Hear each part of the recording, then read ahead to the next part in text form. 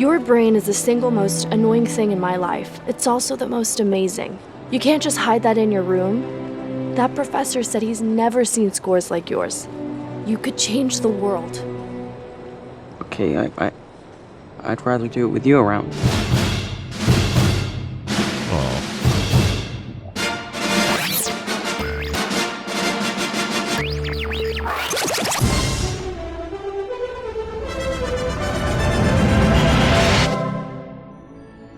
The freaking fridge died. This is Film Sack.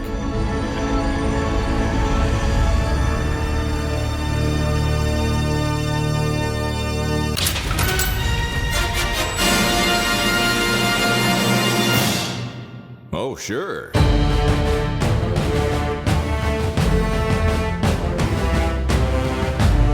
Hello, everyone. Welcome to Film Sack. This is Film Sack, mining the very depths of film entertainment, even the ones with robots, for all mankind. I'm Scott Johnson. Joined today by Brian. I could smell George Costanza all over the internet, Dunaway. Oh, and you want it to be my latex salesman. Oh, hi. Hello. This week on Film Sack, we try to cry, Visine drop please, when we are left with no other option but to pull the plug or sniffle while we slowly push the buttons on our Socket 7 genius of a brother now powering the electric state from his coma pod in this 2025 alternate 1990s timeline illustrated novel to big budget Netflix film where Disney is somehow even more evil and Planners Mr. Peanuts runs the mall of robots. I don't know. I never read the novel, but apparently it'll make you mad at this movie if you do. So don't. Anywho, hey, it's been 4 years since this kid went into a coma in his formative growing years, and yet here he is, same as he ever was, except for the patented Russo brothers shave the kid's haircut. This pleases the Tucci. Yes, Stanley approves of the particle removal of the follicles. Smooth like Tucci. Randy. Not my fault you got emotional and told your truth. Visine drop, please. Oh, my gosh. This pleases the Tucci. I'm not going to be able to recover from that. All right. Nicely done, as always. Hey, also with us, Randy. Never trust a limp, warm, unfrozen, microwavable burrito, Jordan. Aloha, Scott. Brian. Thanks for coming to this special robot village that used to be a mall. I mean, it's still a mall, as you can see, but it also used to be a mall, too. Remember those? And thus, we've activated the Ready Player One center of your brain. I'm a robot that you're meeting for the first time, and as you can see, my voice and manners are different from every other robot you've met, who are all also distinct from each other. Isn't that amazing? Somehow we were all built or programmed to be distinguishable. Almost like we were designed to make the most work possible for a cast of voice actors rather than how companies build actual robots to be as identical to each other as possible. So off you go on your hero's journey and take my 3 rules with you. Number 1, don't worry too much about food or water. I mean, it should come up about once a day, but it should only be joked about. Number 2, you know how you're an adult woman and this Andy Dwyer sounding guy is an adult man and you should expect to fall in love with him or at least be on your way to sex with him by the end of your journey? Forget about it. Number 3. Right. Short and sweet. He wants to have sex with his robot. He's a robosexual. He's a bot effer. He wants to bang his main machine. Bon effer. That's fantastic. All right, with us, and finally, Brian, wonder what they paid the Planters people for the Mr. Peanut exhibit. Yeah, it's the creepiest one ever, I'm afraid to say. Like the Mr. Planner, Mr. Peanut, Mr. Planner. Mr. Peanut looks a lot more happy and stuff as a mascot than he did as this weird. Anyway, Hey, let's play the song. You know what? No setup. Let's just go right into it, and you can play because there's a lot of build up in the song, so I can keep talking while you play. While you hit play on the song and even talk into the first few seconds of the song. Oh, all right, here we go. Play. All right, here we go. Hit and play. That's perfect. That's perfect. By the way, the hair lady, my favorite. She's my favorite character. Oh, so Mrs. Scissors? Yeah. So because she kept easy saying and hair. Simple. Hair. Yeah. There were a couple of Taco Bot was absolutely my favorite. It was pretty good. Oh, too. then you must have been Random- devastated. I was. I Yeah. watched that scene over and over trying to see. Well, maybe his piano got Maybe blown he up could and have he survived. survived. Because I think he might have survived when he was playing that Wonderwall cover at the very end while she was she was delivering the heavy-handed message at the How end. long of did this it film. take you to pick out Wonderwall from that? It took me about how many 5 notes? seconds. Yeah, 5 Yeah. seconds. Okay, I can Yeah. name that tune in 3 notes. I kind of like that version. I kind of like the cover, the version of it, but boy, were they really trying to dig into your '90s nostalgia and '80s for that matter. They kept mixing it up. Yeah. It's like, oh yeah, that Journey song definitely from the '90s. No, it's from the '80s. What the hell decade are we in, Brett? Are you ready, player one? Yeah, I was a little. I kind of blew past that because I was like, oh well, we kind of got stunted. Culturally, we got stunted because it was like the war started in '90 apparently in this alternate timeline. So I was like, that makes sense, I suppose. That you can wave it away. Elongate. Sure, Yeah. you can wave it away. It's not that big a deal, but it is what it is. It's the Russo brothers, The Electric State. We have a 38-second fake Fletcher today. It's a pretty long one. Okay. So apologies for its length, but I think it's important stuff. So That's what he said. 20 seconds of it is. yeah, that's right. So here you go. Let's find out. On this week's Film Sack, The Electric State. It is a 2025 American science fiction action-adventure film produced and directed by Anthony and Joe Russo. It is loosely based on the 2018 illustrated novel by Simon Stålenhag. It's not nearly as cool as that book. Anyway, an orphaned teen hits the road with a mysterious robot to find her long-lost brother, teaming up with a smuggler and his wisecracking sidekick. Anyway, buckle up. Buckle up. At the end, it started getting like it was running out of energy. I'm talking. Yeah. slow. Oh, I thought you meant the movie. Yes, both. The movie Yeah, a and, little bit of both. Fake Fletcher. A little bit of both. My biggest beef with the movie, and just to jump straight to one of my beefs because it's related to what Ibbott just said, is that the movie lacks heart. And so if you want me to invest in the relationship of either the siblings or any of these other tangential relationships throughout the film, you need better character building, and they didn't do that. So the result of it was kind of Ready Player One movie levels of disconnect. It's like what I'm seeing is cool as shit. These fights are cool. Oh, this stuff's great. You're bringing me one of these old-fashioned ET romps, that we loved as kids. We couldn't wait for more. The reason those worked, though, wasn't because of fancy special effects or cool action. They worked because they had relationships I cared about. And in this one, I didn't have any that I cared about at all. I cared about the robots actually more than I cared about Michelle and her brother. To be honest, you got me thinking when you were like, which was your favorite robot? Like, my immediate thought was, whoa, why don't I have a favorite robot? And I think the answer is this movie didn't give me a reason to get invested in the different robots. My brain instantly started revolting against the different robots because they were all so different. Immediately, I was just like, I can't imagine, a world of Cuisinarts where Cuisinart took the time, to make every toaster different. Like it doesn't make sense to me. Yeah. That argument, different companies would assign. You've got Cortana, you've got Siri, you've got ALEXA. I can't say it because I've got one nearby. No, but that's exactly right. There are 30 million series right now, and they're all exactly alike. Not a single one of them. But you different. Don't see multiple copies. I mean, you do see there's the twin really tall, weird looking robots, but you don't really see multiple Mr. Peanuts that have different personalities. Mm-hmm. You see different models that would have come from different companies that would have had different personalities. Yeah. I just didn't find that the movie wasn't giving me a reason. It goes to a great length to give me a reason to care about Millie Bobby Brown, and I think it mostly succeeds in that regard. I feel totally invested in this hero's journey that we're going to get on, and why she does a perfectly good job and so forth. But when it came to the robots, I was just like, Okay. There's robots. Yeah, let's get back to the actors that I can see in here. Yeah. Also, if you're gonna voice specific robots too, like they gave Hank Azaria the job of being that like magician one, and Perplexo. Yeah, and I liked Perplexo for as long as he lasted. Like he's barely in it. Yeah, he's just barely in there, and I really like Brian Cox's Pop Fly.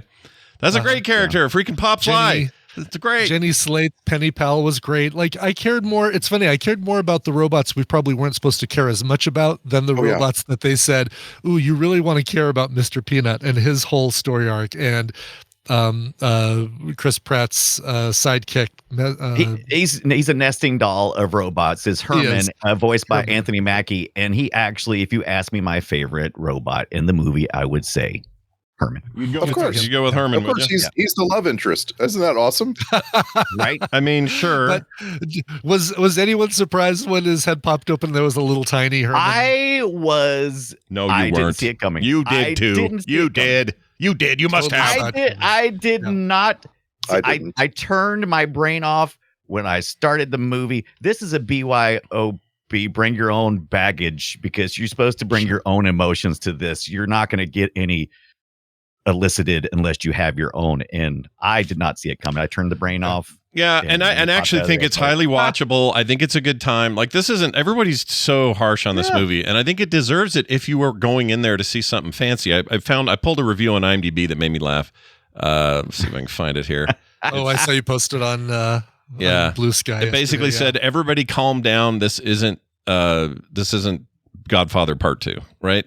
Oh, there it is. Right. Everyone just needs to calm down. We're not watching Godfather Part 2 here. That's what he said. It's not a perfect movie, but it's a perfectly fine movie. It's fine. Most people are upset. Sure. Most people are upset because of the wasted opportunity of a really good story that just loosely portrays this, and of course wipes out the prospect of getting a good version of the illustrated novel anytime soon. But to me, going in, I knew nothing about the illustrated novel before I started. Had no idea. I only knew what I had seen in teaser trailers about the movie. I didn't know the amazing cast of voice acting. Yeah, no, I didn't either. Yeah, even though I think we even talked about it on the show either the week before or 2 weeks ago, I'd completely forgotten. When you said, "Oh yeah, Woody Harrelson." Oh right, you said Brian Cox. Somebody said it. Yeah. I knew Chris Pratt. I knew Millie Bobby Brown. Millie Bobby Brown. But I didn't know forgotten everybody else. Yeah, I didn't know about Holly Hunter. I didn't know about. Stanley Tucci. I mean, Holly Hunter's barely in it, but she is. Yeah, but not much. She kind of always lends a level of depth to a film. Like she could even be in something as surface level as this and still give it some pathos, some definition. Yeah, I love her. She's great. I wasn't quite sure what her point was. Obviously, her point is to be this reporter interviewing him. He's Steve Jobs at the beginning, and at the end, he's the most evil dude ever. And now she's reporting on how awful he is. So she's kind of the bread on this sandwich. But and you know what? Stanley Tucci walking around eating scenery, fun. It's fun time. Every time. Yes. Yeah. He's great. And, look, Esposito will do anything for pocket change these days. He'll be in all your movies, all your TV shows. All you got to do is say, "Hey, Giancarlo Esposito, do you have 5 minutes?" And he'll say, "Yeah, I do." "Okay, come film 50 scenes of this." "Okay, see you for the next thing." No, don't even do that. We're just going to set you up at your home in a chair. Right. Exactly. Yeah, there was there felt like there was no stakes with Esposito because he was just remote control. He was phoning it in. Zoomed in. That was it. Yeah, it was great. Yeah, it didn't bother me. It really it did not bother me because it felt like a movie that was made in the time that this was being made. It felt very. But the problem is, it's one of the biggest budgeted movies Netflix has ever done. No, any movie ever, not just Netflix. Ever. It's like on the list of most expensive movies ever. It's like at third place or some shit. Yeah. And it looks it, man. I love how it looks. You know what? You can't really, aside from how the uncanny valley of Mr. Peanut talking. Yeah. Give me this Mr. Peanut right here. That's the one I wanted. Yeah, I didn't like the character design of Mr. Peanut, and I couldn't decide. I was like, who's paying who here? Because did you guys all get the Peanuts ad before Netflix? No. No. Was there I get a Peanuts because at first I was like, oh, is this kind of like breaking the fourth wall here? No, I had an ad run before, but I watched this on my secondary Netflix account. Which I think it's a free one. The free one has ads. There's no ads on the one I watched it on. Yeah, well, it's not free. It's like $7.95. But something like that. Anyway, good point. It was weird because I was like, oh, is the movie started? And I was like, no, this is literally a Mr. Peanuts commercial. Okay. Why do you have multiple? Sorry, but let me before I cross that road. Just create a separate what's that about? Like a separate profile. All right. So my mom was on my Netflix account forever. Yeah. And then Netflix got all shitty about it. And I was fine, I'll get mom a Netflix account as well. So I was paying for it. And then about after 2 years of paying for it, mom goes, can you help me with my Netflix account? I was like, okay, sure.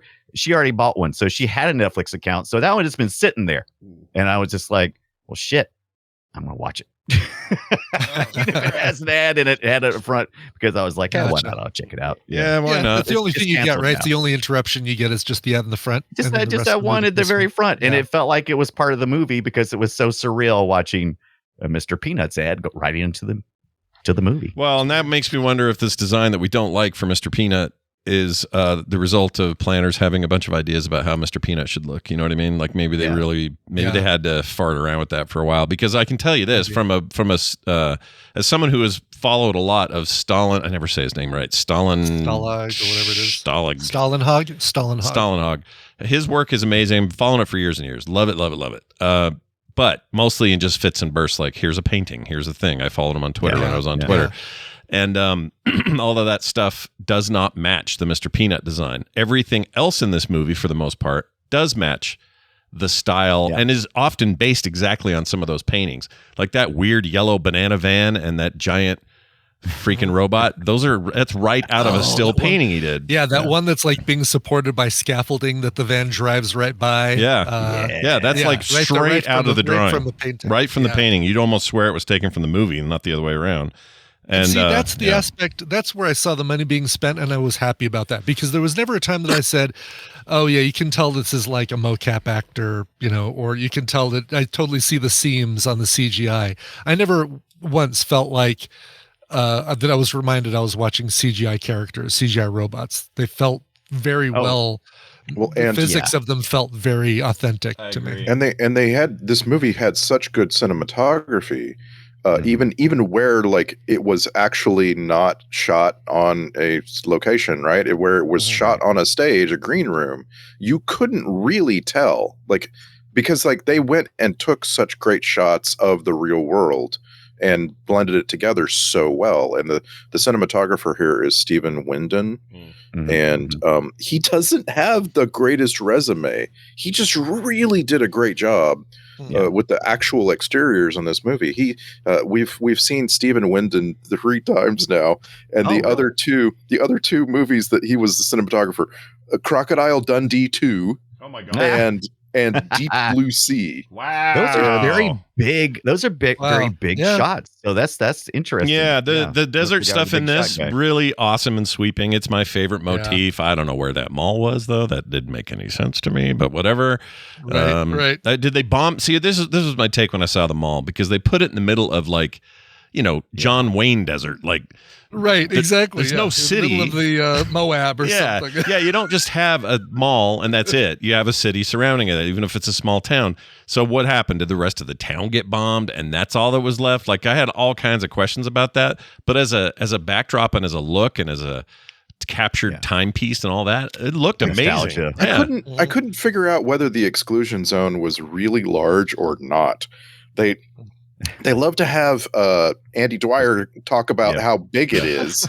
And I was just like, but they're in this tiny little part of New Mexico the whole movie. Like they're not really portraying it like it's a huge area. Yeah. And that, like you said, it's only because of Chris Pratt talking about every Telling 5 you, minutes. It's right. too big. It's too big. You'll never make it. Yeah, they did a lot of hand wavy there, which is weird because the movie had no problem showing different kinds of scale, which is part of the draw of Stålenhag. Sorry, his art is this depiction of scale is off the charts, and it's also this contrast of here's a station wagon parked by a giant robot for no reason, and that's mostly shown here. When like the nesting robot.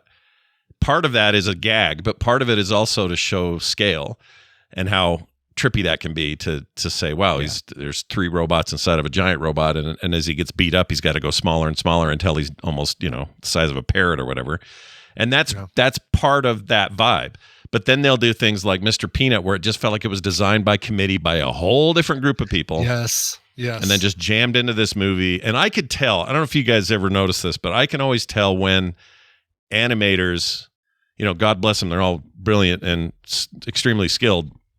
But I can tell when they hit a wall and go, oh shit, how do we want to make his mouth move? Do we want it to be articulate so that they come out like human lips? That would be weird because robots don't do that. And plus all our other robots are real janky and lots of hinges for jaws and stuff like that. Yeah. So with Mr. Peanut, you could see that wall getting hit and them going, okay, we'll just have it open and shut. But then that feels weird and cheap. So then maybe, we should put lights in there, but Mr. Peanut never has lights.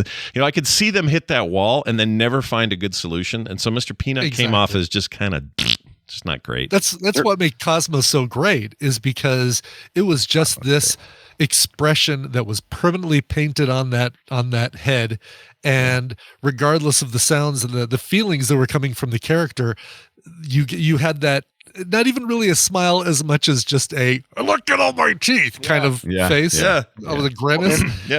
And worked both ways. It worked for both the sad Cosmo, the happy Cosmo, the just walking along looking at giant rubber ducks Cosmo. It was perfect. And I feel like that's, we don't have lips on our Echo shows or our iPhones. Right. Oh my gosh, no. Oh, that's terrible. No, because people then try to F it. Yeah. Oh wait, wait until Apple gets better their little headset, and we all have to look at the weird scanned eyes. It's going to be great. The Rolling Stones version of our iPhone, which has just the Rolling Stones lips logo moving. Brilliant. There's been an absolute ton of behind the scenes talk about this movie, especially before it started bombing among critics. And one of the things that really stuck with me was one of the Russos saying that they didn't use a single puppet. They didn't have even one 3D real actual rendered version of any robot in this movie. Everyone was acting against an actor in a green suit. Mm-hmm. Not a and because there were so many scenes where I'm like, they could have just mocked up the robot here. I'm only seeing a tiny bit of it and it's facing away, but not a single thing. Didn't they say they quoted the quote I read said that they didn't do it because it would have added millions and millions more on the budget because it's really expensive to make all that stuff by hand, and even if you don't articulate them, you've got to. But what could have been cheaper is one less voice actor. I'm saying one of them. Somebody said that they also didn't have final design, and they didn't want to force a final design into the CG process, right? So they. But I just man, it's so amazing to me because watching this movie, I felt constantly, I completely forgot that these robots are real things that the real actors are interacting with. Yeah, it's very good. It's seamless. It's really good. There is a great, the making of videos, you mentioned these, Randy, there's a great one where you've got Millie Bobby Brown talking to the borderline little person that is playing Cosmo, and she's short. I don't know if she if she identifies as a little person or if she's a little bit larger than that, but this person is having to not just do the motions and stuff, but pound on the map and point to the sky and then do all these things. And it's funny Millie talks about how Millie is such an old person's name. Sorry. That's why you got to say Millie Bobby Brown. That's why you got to say Millie Bobby Brown, because it de-ages her about 40, 50 years. But she said that they did 2 takes, one with the mocap person and then one without. And then they just used a combo of those for each scene. And she said that obviously as an actor, it's way easier to play against a mocap person, but then they needed something where there was nobody in the frame. You're talking about a famous motion capture actor named Devin Dalton. She is 4'6", so she is just an incredibly short, regular sized person. Yeah, and she's from Vancouver. She's Canadian. She's great. Like, they did interviews with her. They showed her acting, on her own as Cosmo. She's fantastic, and I think I could imagine doing a scene without, like, basically doing the scene with her and then trying to do the same scene without somebody there had to be the most incredibly difficult thing to do. Yeah, I think actors don't get enough credit for that. You see sometimes behind the scenes stuff from like Star Wars or Marvel movies, and you're like, oh my gosh, or like specifically keeping a straight face while not James Gunn but his brother is supposed to be Rocket Raccoon, but he's just one of the Gunn brothers in a big green suit, and it's like, I can't take this shit seriously. Love it. It's great though, but I mean, as far as like the visuals and the effect of those visuals, dead on across the board. Yeah, like there's I cannot look at this from a technical standpoint. With the exception of Mr. Peanut, every other robot design loved it. Yeah, and Mr. Peanut looked in the world and all the stuff we're saying, he just didn't match the vibe of everything else. And I don't know if they could have just easily. Actually, I thought that was actually good because he's got to stand out. He's got to be what's that? They didn't need defend to defend it. But I defend it. Well, he needs to be. Well, everybody else is, all of the robots are pretty much chumps. They're all glitchy chumps, and Mr. Peanut is a cut above. And so I'm fine with him also being visually represented a little bit different. I'm okay with it, but I guess where my problem is that everything else is kind of a nondescript brand that doesn't actually exist for the most part. Yeah. So if you're not going to go nuts and make everything, pay all the licensing for, I see what I did there. If you're not going to go crazy, I'll say, and pay for the licensing for every other character and every other mascot, then just make up one. Like Pop Fly was it because it kind of diverges because we're not in our timeline, and so it's kind of like if it's a 50s mascot or something that's been around for a while, why aren't the other ones there too? I don't know. Once again, turn my brain off. Turn my brain off when I walk through the door. But from a design standpoint, that's what felt so stark and distracting to me, is all these other things felt like Stålenhag, and Mr. Peanut was so glaringly not. And as an example, imagine the Alien movies, right? They land on the planet, they go into that derelict spaceship, it's all H.R. Giger, but then you've got like anime robot part there that doesn't look like anything else. Looks so that is what it is. That's what it is, and but also points to Ibit for Giger because everyone forgets it's not. Yeah. So good job. Yeah. Most people. I mean, speaking of names, I can't. Where do I redeem said points? These points you got to get a bunch. Here, let me see if you can. Let me see if you can say short rounds name, and then we'll. Yeah, no. What it is it's like tickets at an arcade. You need 30,000 tickets, and you can get a skateboard. All right, so just get ready for that. There's only 4 tickets. You got 4 tickets. Can I just get that little rubber pencil eraser right down there? Yeah, that has the film. Yeah, but that's 300 tickets. So you're still. Jeez. I know. By the way, for whatever reason, I'm acting. I'm still pointing. You guys can't see me. I don't even have a camera on, and I'm pointing like I'm pointing at a little eraser in a glass cabinet. That's how good Foley works, man. You gotta. Yeah, thanks for letting us know. Yeah. By the way, other motion capture actor Terry Notary played a bunch of roles in this movie. They used Terry Notary for Pop Fly and Mr. Peanut and all sorts of things. This guy has been in everything. It's amazing how many big budget movies this guy has been in, and you haven't ever seen his face. Additional Film Sack films as well, or just stuff we haven't heard of? We got 2 for Terry Notary. He was in Nope, I guess, as an alien, and he was in the cabin in the woods, and he was a couple of the different creatures in the cabin in the woods. Ah, that's cool. Do you think that crowd? Do you think that crowd like him and the I can't think of his name. Guy that played all the stuff for all the Del Toro movies. I can't think of his name. Star Trek as well. Doug Jones. There you go. Jones. Yeah. Do you think Doug Jones and this guy and the little dude lady? Do you think all these like mocap people all have their own little parties, their own get-togethers, their own hangouts and stuff? I always wondered about that.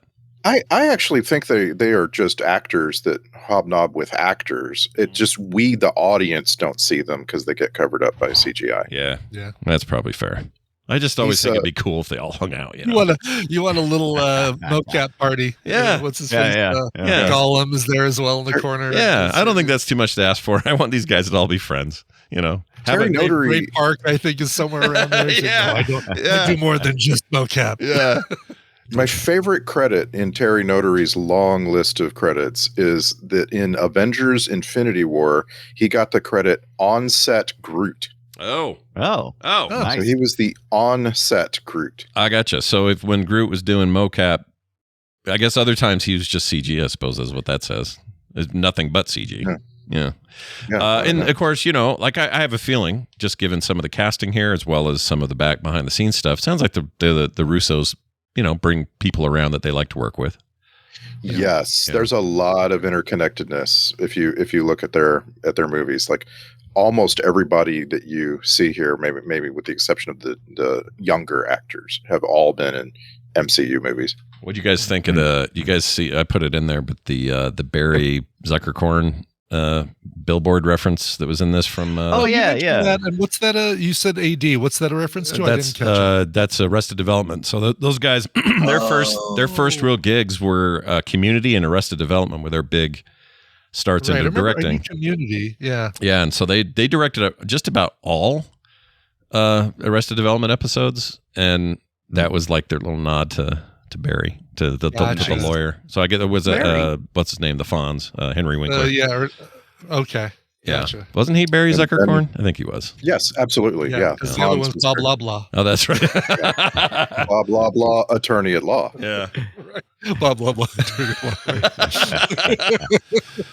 Yeah, you know what? Now that I'm looking at your Mr. Peanut, this should have been the Mr. Peanut. I know.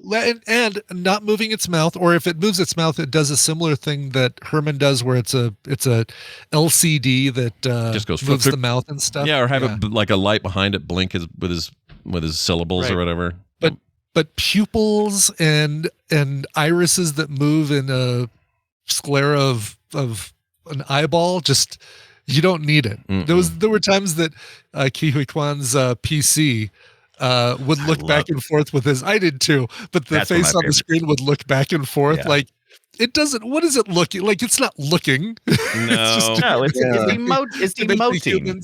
It's clippying is basically what it's doing. It's emoting, and it gave us flying toasters. Yeah, yes, that's true. That's true. By the way, humans feel more comfortable because it's being a little bit more human. It's now way too late to do an instant correction, so we probably have already gotten the email written and sent by the time you're hearing this part. What did I do? I just want to correct the cost of The Electric State to make. As far as we know, it is the 13th most expensive movie ever made. That was me saying that. The 12 above it they're all relatively recent. The only one that's more than 10 years old is On Stranger Tides, that fourth Pirates of the Caribbean movie. Oh, right. Endgame has to be up in that top 10 list, I'm assuming. Absolutely. Endgame's number 7. Lots of movies like that: Force Awakens, Jurassic World Fallen Kingdom, and Rise of Skywalker are the top 3. None of the movies in the most expensive to make are like major award winners. They're all, Doctor Strange in the Multiverse of Madness is number 8, right? And you're like, oh yeah, I forgot that movie even existed. That was 8? Holy crap, that surprises me. Jeez. Yeah. So sadly, in order to get a movie made, now times you have to answer to a lot of money handlers, and they are not going to take any risk typically. Yeah, and so I mean, it's always been true though, right? It's always kind of been the way. So I think even in old Hollywood, you had to convince the studio your project was going to be profitable. And Yeah. Right. It's just like there are people who get to spend as much money as they want, right? Like And the Russo brothers are qualified, right? right. The 12th most expensive movie ever made was Avengers Infinity War. The 7th most expensive movie ever made was Avengers Endgame. Those two movies are huge. Like put them together, like you can't, I don't know that you can really accurately measure how much money those movies made. Yeah, it's hard You know, to. Yeah. Who's number one? Just curious in there. The Force Awakens. Force Awakens is number one. Really? Jeez. Yeah. Yeah, That's what I say. Why? Yeah. So a lot of this Yeah. a lot of these are estimates, and like so people have gone to great lengths to try to verify the total costs, and so like they're pretty good estimates. Force Awakens estimated cost was $447 million. Jeez Louises. Wow. I don't know why that sounds crazy to me, because I just don't think that movie shows it. Like it just No. doesn't feel this movie felt more expensive than Force Awakens did. You know? Yeah. Man. I realize we're 10 And years so much later, of that but- movie was recycled. How did it cost them? Yeah, it did. Yeah, certainly they Yeah. saved money on story. Where did they spend that money? Another thing here is it's really hard to adjust these things for inflation because they are inflation. These are not like dollars that you can just say, we're just going to increase that by a certain amount because it's a X amount old. The whole movie industry is getting more and more and more expensive. Like as time goes by, you're just not going to look back 50 years and find a movie that you could adjust for inflation on the cost of it, because it used to be so much cheaper. Like adjusted for inflation, it was so much cheaper to make movies, and now you have all these costs for these massive casts and massive groups of animators and so on. Yeah, I have to assume in this particular case, you're paying so much money to have these actors. Like just getting Chris Pratt alone, I think is pretty damn expensive. Even if he wants to work with the Russos again, it's like he's still going to have his whatever his contract is now, and I think it's pretty freaking high. I mean, he's in, like him or not, he's in like a handful of those movies you just mentioned that are the most expensive movies to make. I'm not saying he's the most expensive thing in them, but the dude is a bankable star. Some people think he's one note. I kind of agree. He's a little one note. He sometimes makes me laugh. It's a good note to play, I like though. I like that note, but you're good note. you're definitely not wrong. Couple of times, there's times where I'm just like, yeah, that's just Star-Lord. That's just This could have just been Star-Lord. Yeah. Oh, that'd be a fun crossover. They should have done I that. want you to know he was paid more than the rest of the cast combined. Yeah, that makes sense. That makes sense. Chris Pratt was paid $20 million for The Electric State. The only above $1 million was Millie Bobby Brown got $5 million. Thank goodness for this movie. And then, I mean, some of them, I'm just like, I can't believe you can do that. Ki Hoi Kwan got $250,000 for this, and it just felt like, why you underpaying my boy? This is not right. The guy just won an Oscar. You're supposed to pay him more than that. Yeah, right. But I'm also like, he's only in there for 5 minutes. Yeah, But I want to know how much did Kurt Loder make? Does it list that? I want to know how much MTV's Whoa. Kurt Loder. Was it? Yeah. I thought that was Adam Scott's voice. No, it's Kurt Loder. He's credited. He's credited in the credits. Yeah, he so did. I did a deep dive. dive on this because I thought they did AI at first, because I thought I had this notion that Kurt Loder died last year, and I don't know why I thought that. He hasn't died. He's still with us, and he did the voice lines for this. Now the Bill Clinton one, then I was like, oh, okay, that's AI. And I looked it up. That's just a dude doing an impression. So Yeah, I love it. I love it. So I am glad they didn't just like, despite our fake Fletcher every week, I'm glad when people don't fake actors' voices and stuff. Here's my favorite little tidbit from the cast payroll. Stanley Tucci gets $700,000 for a movie like this. Stanley Tucci gets $700,000 for a movie like this, and that's good. I feel like that's a really good amount. Sure. I think Stanley Tucci being Stanley Tucci, that's probably about the right. Yeah. Half that amount went to Jenny Slate, and I think that's Jenny Slate. She's great. But I mean, she is great. I love Jenny Slate. She is a voice actor and a stand-up comedian, and to make $350,000 for a movie like this, I am just really, really impressed with that. I'm very by happy the word, for her. because she doesn't stop talking anytime her character's on screen. And she did elevate the characters, our robot characters, so it did help. No, for a movie that's aiming for a bunch of humor and comedy relief, she owned most of that for me. She made me laugh. Yeah. Like I was laughing at her. Her and Brian Cox are like they should go on tour, man. Brian Cox. That was great. Brilliant. Yeah. Yeah. I loved him in this. Like everyone's like, wait, that Brian Cox Succession? Yeah, that guy. Yeah. Freaking Stryker from X-Men. That guy's amazing. And he played that role so well. That was one of my favorite ones. It was the most creative characterization.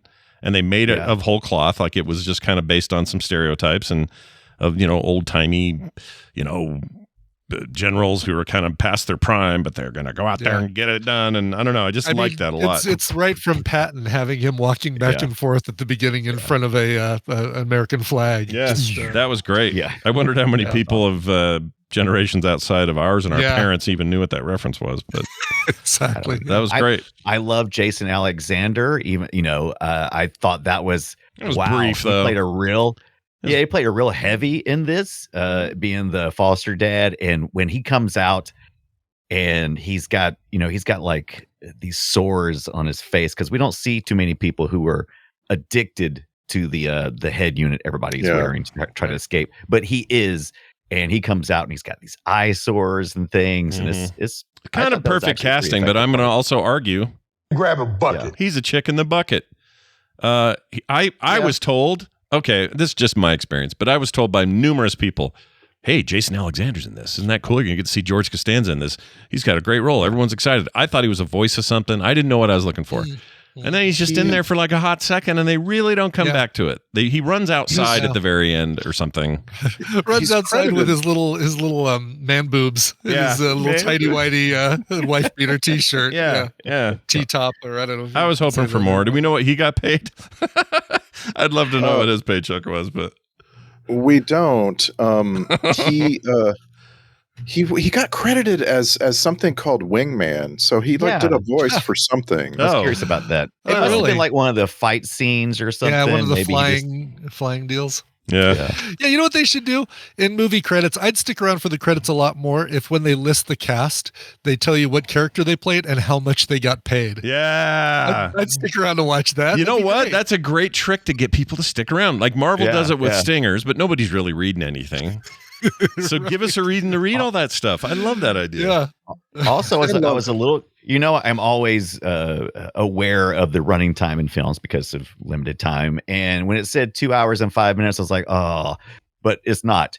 It's like an hour 45 and then like 20 minutes of credits. It's the longest bunch of credits I've seen in a while. Oh yeah, that's true. They count that, I guess, right? There was no stinger, right? I don't think I think stinger, as soon as it goes, it does. Okay. As soon as Netflix starts showing me something else, I assume that there's no stinger because it'll stay in the credits if there is. Usually I will scrub sometimes, and I figured, hey, it's the Russos. Also, it seems like the end of this was portending a possible sequel.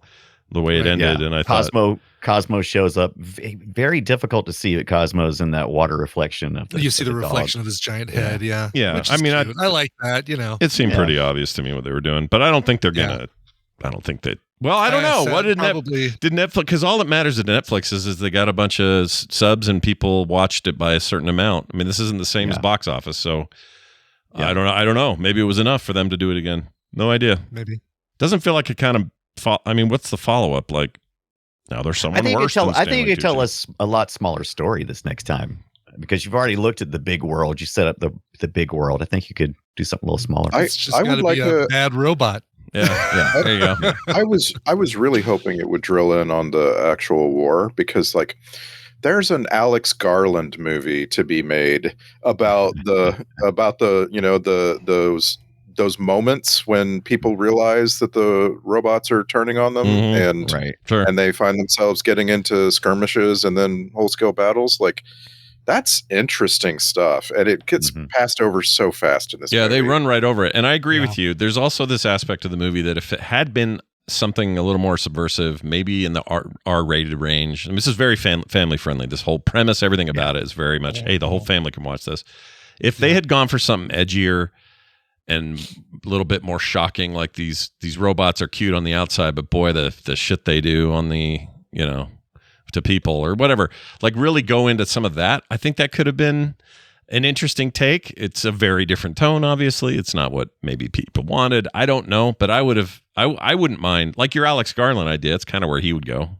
I wouldn't mind seeing where that would go. and I've got him on the brain because he's got a new movie coming out next week, which is yet another movie with the word war in the title. And this one's about some Navy SEALs trying to get out of insurgent-occupied Iraq. Oh, wow. And it's called Warfare. And, like, I'm excited. I can't wait to see it. Yeah, you know? I love his writing. I love his movies. I'm all in on everything Alex Garland does. But you're right, though. This maybe is a better fit for him. Maybe it's a better fit for, I don't know, somebody who gets the source material and Stålenhag's vibe. And this had the visual vibe, but it didn't have the tonal vibe. Not at all. Like, not even close. And I've seen that. Tales from the Loop did such a better job, I think, of keeping the vibe, the stuff that was generated. Keep the vibe. Yeah, that was another example of it. I mean, the guy inspires some serious ideas. It's just, I don't know. Maybe a show, maybe another TV show is the better solution. I guess Netflix is kind of TV, so whatever. There is an interesting aspect to this movie that I didn't know exactly what to expect or how to navigate it, and it is the brother-sister relationship.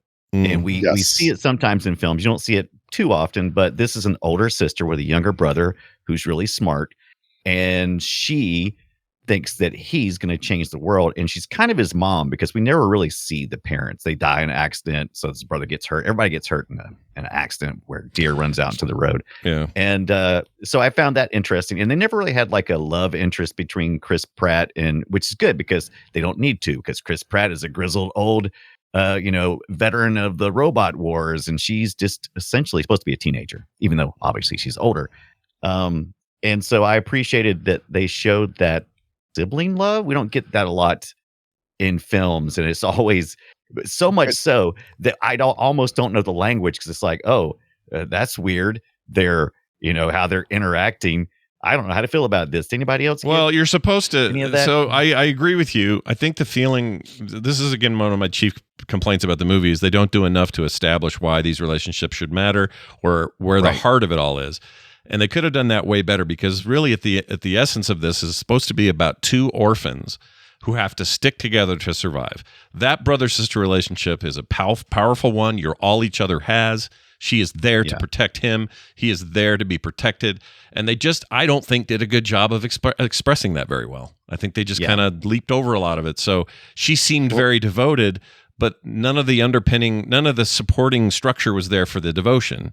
It just felt like, my brother's weird. We get the first scene. The first scene is so important, and you don't realize it when you're watching it. Like this first scene where he's just tested into some college program that he's too young for. Right? I'm smarter than Einstein. Yeah, go ahead. Right. Yeah, and she's like, showing him admiration and a lot of care and concern.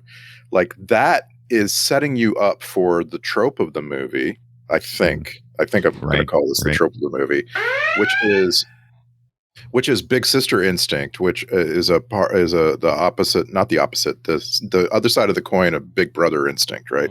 Big brother instinct is the trope in any movie where a big brother has his little sister in trouble and he goes, beast mode.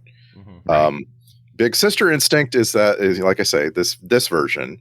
And you're counting on it the whole movie. You're like, she's going to find out whether or not this kid is actually alive, and then she's going to go nuts. And it doesn't have much payoff. Like, her real go nuts is the very last thing she does, which is talking to a camera. And it's good. I love that as an end for this movie. Did you like? You didn't feel like it was too preachy? No. It's all right. I mean, it fit with the rest of the movie. I mean, I was worried for a minute that would be too preachy, and I didn't feel like it was. Overall, I think the movie borderline. It's preachy, but I think it was consistent with what the rest of the movie was doing. It's not like they. Usually preachiness is the biggest problem, is it's contrasting with something else they were doing, or it didn't fit or something. That all fit with the tone. Okay. Yeah. If you may not even be cool with the overall tone of the movie, which I kind of am not. It's not my favorite thing. So is it preachy? Sure, but so is the whole thing. Like, it just starts. It's just too simple. Is my biggest. None of us read the illustrated novel, right? So we don't know the source material. I have flipped through it, but I have not. We know it's read it. Loosely based on the book. right? It's So mostly based I on wasn't sure. here are the things it's based on. I know enough about the book to tell you this. It's based on the art, obviously. The illustration work in the thing is definitely front and center. The story is about robots and a robot war, and that's just about it. There's not the brother-sister relationship or anything like that? None of that shit Okay. really shows up in there. Also, I've seen references to like this is like one of the first results on Google is it talks about the LGBTQ plus kind of angle, and I was like, ooh, did I blink and miss it? I didn't really see much of a love story other than Pratt and his sibling robot love, and Yeah. is that a? I mean, it's a brotherly love. Though, like if you've been through a war, I didn't really feel like it was a. Well, he made the joke more than a friend, and then they made a bunch of penis jokes. Well, yeah, I figured that was just low hanging fruit, stupid jokes that Oh, I agree. I agree with you. I don't. If that was supposed to be a well intentioned nod toward that community, it was a poor one. Right. Okay. It wasn't good. Yeah. I didn't see it. I thought maybe I blinked and missed it. I didn't feel like there was any romance of any kind. Well, when a peanut loves a haircutting machine very much. Right. Very, very much. Yeah. I mean, it was love for me for Stanley Tucci's smoothness, but that was about when a giant piano playing taco loves the small Italian voice robot that turns the pages for him for some reason. Such an odd little design. Such a funny idea. It's great. Yeah, it is pretty great. Taco and yeah. I don't remember if that one's in any of his art, but if it wasn't, then good on them for coming up with a really unique. They captured that one perfectly. Yeah. Yeah, it was really good. Interesting. I was sad. I was actually a little sad when it died.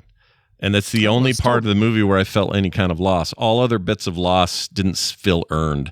But for some reason, this this organ sacrificing itself to save everybody while it played. What song did it play briefly? It was Wonderwall. I Will Survive. I Will Survive. That's right. That's right. I Will Survive there at the end when it blew up and it goes, no. That's right. Yeah. And for a hot second, I was like, oh. But I've seen movies make inanimate objects more endearing and actually tear me up. Like I'll give Pixar's Onward, Outward, out there, no, something like that. Onward, I think. But that van that they're in, when that van gets wrecked, it's a shocking, horrible moment because they did such a. Speaking of Chris Pratt, he's in that too. But that can be done, and it could have been done across the board here with all of these robots, and instead, I just didn't feel endeared to any of them. In fact, when Woody Harrelson's getting his head ripped off, I was more kind of like, "Oh, that's gross!" Gross. Yeah, right. But I didn't feel bad for him. You know what? You know what it is for me. I'm realizing it's because all of the robots come completely pre-backstoried. They're a complete person, every one of them, as we meet them, and so I don't get any attachment. There's nothing to attach to. Like think about how the robot Baymax is introduced in Big Hero 6. Like he's constructed, he develops a relationship with the main character. Yeah. And then like he does things with the main character that reveal more of his personality. Right. You know what I'm saying? Like you get a real attachment because that's how we approach things as an audience. It's another great example, by the way. Baymax is great. Yeah, really hooking you up so the audience feels connected to him and terrified when he's in trouble, and we get teared up when there's a problem. Iron Giant's like this. Because Iron Giant is like, a giant robot with about 3 things to say.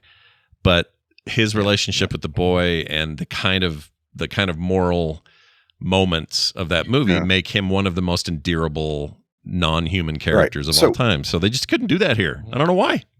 No, there's a little bit of it with Cosmo, right? Because at first he doesn't have a voice, and we're like, oh, look at Bumblebee over here, and wow, can we stop that? By the way, that trope is I'm done. Hey, you don't like the Bumblebee trope? The programmable voice chip they're playing the radio to communicate. Yeah. Kind of and then she somehow magically knows what to do when we're popping his head open.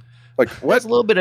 There was a little bit of payoff when they with the story later on where they're flashing back to the scenes, but once again it's an attachment to the human part of it and not necessarily the characters, but that their shared love for the anime character. But yes, give her a screwdriver and pop Yeah, his head yeah. open, and she knows exactly what to do to fix him. Yeah, That's based on him trope. going, we've got to solve the mystery, and then she knows.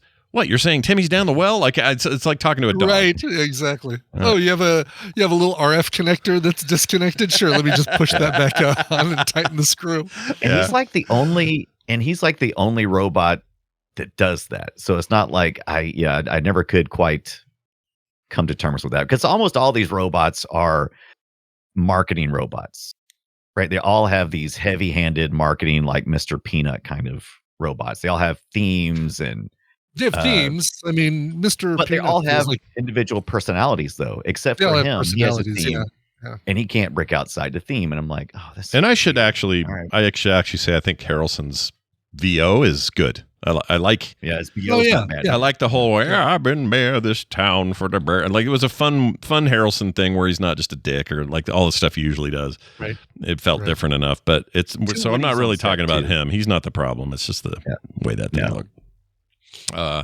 Overall, though, I just want to bring us back to this thing has a 15% on Rotten Tomatoes.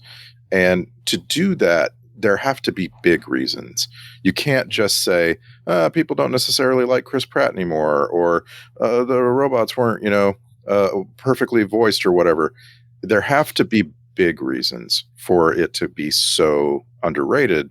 And I just feel like it's hard to connect to as a viewer. I spent the whole, I'm sorry to say, I'm going to just admit this. There's about 45 minutes in the middle of the movie between the mall introductions and the last scenes that I was checked out. I wasn't really caring what was happening. Yeah, that's I actually think exactly some my of the best point. Scenes. The scenes were great, Like but when- if you don't connect if you don't have the heart to the thing, which is my beef from the beginning, and so I'm coming back to it for like a third time. But to me, that's the problem. This thing is missing all of that stuff that's hard to actually define. I don't even know how you do it. Writers blow my mind how they can build, emotional attachment and meaningful relationship stuff that we as other human beings on the outside watching, we get it and we feel it. And now we're rooting for somebody and rooting against somebody else. And all of that stuff to me is kind of magic. This movie does not know how to do it.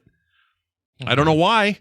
It's no reason why not. It's a crying shame because Millie Bobby Brown deserves better. She is so freaking good. She's great. Everything she does. I want so much for her to be in a movie that's big and getting a lot of accolades. Mm-hmm. And it just also working with the right everything writer. around it. I mean, obviously it's a writing thing because this isn't even written by the Russos. The Russos have made movies with lots of emotional heft. Those two movies, Infinity War and Endgame, are two of the most emotionally well-constructed movies that are set in a genre freaking superhero film. You feel it. When those people start disappearing and turning into dust at the end of Infinity War, that's some hard shit, man. Yeah. And you know why? Because they're so well developed. Now I will admit these are movies and characters that had a bunch of other movies prior to this to help build some of that. So you get some of that through, a great series of Captain America movies before you get to see him in these two. And so you have all of this other background that helps with that.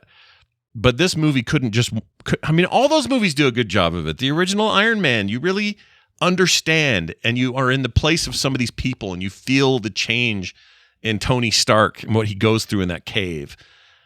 This just isn't happening here. It's just like This movie has all the ingredients of a great meal, but it just can't. And I haven't figured it out yet myself either. I feel like sometimes I may need to read the illustrated novelist based on maybe some pieces that they saw that I'm missing.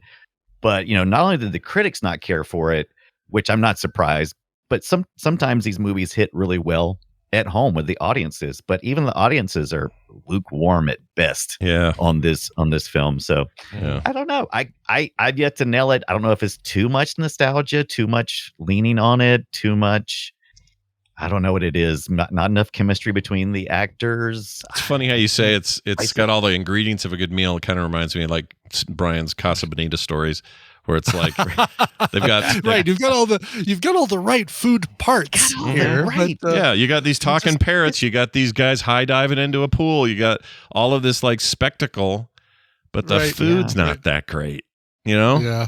It's like that. Something just doesn't. Yeah. Figured. Yeah. I don't know. Bums me out. It bums me out. Yeah. I'll be honest. Yeah. Because I on the one hand, I had a good time here. It was not a problem. We've seen way worse movies than this. Like, this is not hey, Film Sack's least favorite film is now. It's not that. Not even close. This is a watchable good time. Overall, I enjoyed it. I feel like the ending was a little rushed, but overall, I enjoyed it. It's actually kind of the opposite. It's a yet another movie where I'm like, why is this so low? Why is this 15% on Rotten Tomatoes? I would have guessed it was 35% or 40% on Rotten Tomatoes, And so like I feel like I'm a little bit out of touch with film viewers, Like, I don't think so. I think this is weighted down a lot by the people who have the experience of the visual novel. I really feel like some people who would have given it just a meh because they have so much love for it. It's like, holy crap, you're getting a 1.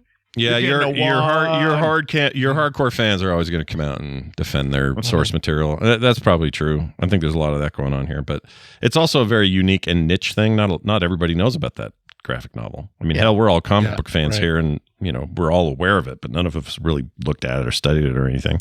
So my biggest beef with it is probably just write a story that's meaningful before you spend all this money, because you've got great directors, you got really good actors, you've got wonderful backup actors and voice actors and stuff. You've got everything you need except a meaningful, relatable human's tale, and that bums me out. It really does remind me of the movies that I watched a lot of during the 80s and 90s, where you didn't have as much to choose from. And none of them were the biggest budget or one of the biggest budget films ever made. They were just movies that you would turn on and you would do other shit. And you'd occasionally come back in to see what's going on in the adventure now. Yeah. Some kid probably saw this when this came out 2 weeks ago and lost their minds how cool it was in the way that I really liked No Batteries Included, for example. I doubt that's a very good movie. I was just about to talk about that one. Yeah. Right. You've got all these little robots that have some heart to them in this apartment building. And but then they also establish these humans that are relatable, and you really worry about the old people in it, and like Jessica Tandy and the other guy, Hugh Cronin, those guys. I can't believe I remember their names. Yeah. But they're, those are meaningful relationships and interactions and stuff. You just didn't give me those here, Give me those. And it's a movie with an asterisk, which we're about to get one next month with Thunderbolts. Just saying, movies with asterisks. Yeah. Good point. I'm actually really looking forward to that. I hope it's good. Me too. Are you nervous? Do you feel? Of course I am. I feel like Captain America New World Order was good, but didn't nearly match up to the MCU in its heyday. Yeah. But I feel like they're on an upswing, and Thunderbolts and Fantastic Four hopefully get us to the thing that we wanted with the thing that we got with all of the other MCU movies that were great is a payoff at the end where it's leading to a good team up, big movie, big Avengers team up. Yeah, I just want. It felt like everything else was little sticks floating down a river with no goal in sight, and now it's like now we're getting a goal. I like that comparison. That's exactly how I felt watching that stuff. It's good. It's like fun. I'm having fun, but give me something. I need something special. That's what I need. Exactly. I want to know how you got to where you are on this, because like I'm stuck in I just want Fantastic Four to go away and never exist again. No, what? Oh my gosh. Dr. Doom is one of my favorite characters in Marvel, and I just want the Fantastic Four to figure it out, man. I really want Fantastic Four. I want a good one. Yeah. I think that Silver Surfer one almost was on the verge of being at least acceptable, but it just didn't happen. No. Like I said, right on the verge of. It's like, you're getting there, but it's one wide verge. If you're asking me, like that's a verge that's a mile wide, and they're on one edge, and acceptable is on the other edge of that verge. But see how desperate I am? That's how desperate I am for a good Fantastic Four movie. It's pretty desperate. I'm reaching. So, Randy, you just think it can't be done? Is that your thinking? Or? Right. That's what I'm saying. I like when I was a kid, I loved this entire property. I loved how Fantastic Four could blend with the rest of Marvel. Mm-hmm. And then the movies started happening, and they're awful. And it felt like everyone was worse than the previous one somehow. Well, that's the truth. And then you have people saying, well, maybe it's just the approach, different approach, different people making it. We need to find the right people to star as those roles. You know what? there's a point where I reached this point and I fell off a cliff, and I've been in this state of mind for like 15 years where I'm just like, how about nothing? And let me return to liking the damn thing, because you're making me hate it, and I don't want maybe that. Maybe that's what we're going to get here is well, it is kind of their chance to get it right. If they don't if they don't get it right this time, if this thing comes off as kind of mediocre, I'm going to be sad. The first thing you got to do. Do the trailers make you hopeful, Randy? Like seeing the trailers and stuff? Yeah. Do you feel like, all right, maybe there's a chance? Or do you feel like, nope, there's nothing they can do? So remember, I try to not watch trailers. I have seen some bits because you can't escape it right now. But no, it's and the reason is because I've been through that hopefulness so many times already, And I always want to be an optimist about things that I haven't seen yet. It's like important. If you just let yourself be cynical all the time, you're going to have a hard time enjoying the stuff that's borderline. Yeah. But like, go ahead. This is it's too much failure. Like I really feel like what if there had been a dozen really bad Hobbit movies before Peter Jackson came along, right? Like that. I mean, I'm trying to make that kind of justification. So what if before he came on and made a really bad Hobbit movie? Sorry, go ahead. Compared to maybe the Spider-Man movies, we got the Sam Raimi, Tobey Maguire stuff. We got the next batch with Garfield, and then we finally got Tom Holland, which felt like, oh yeah, okay, that square peg now is in a square hole, and it feels like the right treatment of this character and respectful treatment and all that. It's a great square hole. Do you feel like you might be seeing that sort of thing, Randy? Or I guess if the Tobey Maguire movies were really bad and the Andrew Garfield movie was really bad, then maybe it'd be a little bit better in comparison. But and again, we're talking about this in the vacuum before any evidence, and that's the thing. Like right now, I'm going to default to the feeling I've had for decades. Sure. I think it's a safer space to be wary of that because you're less likely to be crushed if they don't stick the landing. They've done one thing that they listened to me and they said it in an old retro style. Yes, exactly. That is finally, we've talked about this for years. It's like, okay, if you're going to do it, you need to make it old school. And they finally did that part. And then the next thing they need to do is instantly depower Mr. Fantastic from being able to stretch. He can think all he wants. I'm fine with that, but you got to eliminate that power.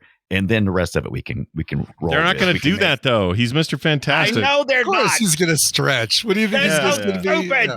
I know. So they should have just listen. If you pay attention to the Mego commercials, he's got invisibility just like his wife. Yeah, that's the stupidest ad. Oh my gosh! But hold on, Dunaway. This is what I would say. Like you may actually be onto something in that they're going to lower expectations for his stretchability because the trailers that are out so far for that thing or the one teaser thing. Notice that everyone shows off power but him. Everybody else, the torch flames on, the what's her name turns invisible for a hot second. Grim is, full on the thing. Guess what we don't see? We don't see him stretch at all in that trailer. So we don't maybe think we do. Maybe we're not seeing the beginning and ending of his stretch in the scope of the trailer screen, and hope it's the entire background is him stretching behind all the other characters. Him slowly stretching across the whole world. Right, exactly. Kind of like that idea somehow, but I don't know, man. I don't know. I'm with you, kind of. Yeah. I would watch it. One of the other problems is the Fantastic Four is very optimistic, and I just don't know how they portray that in the films.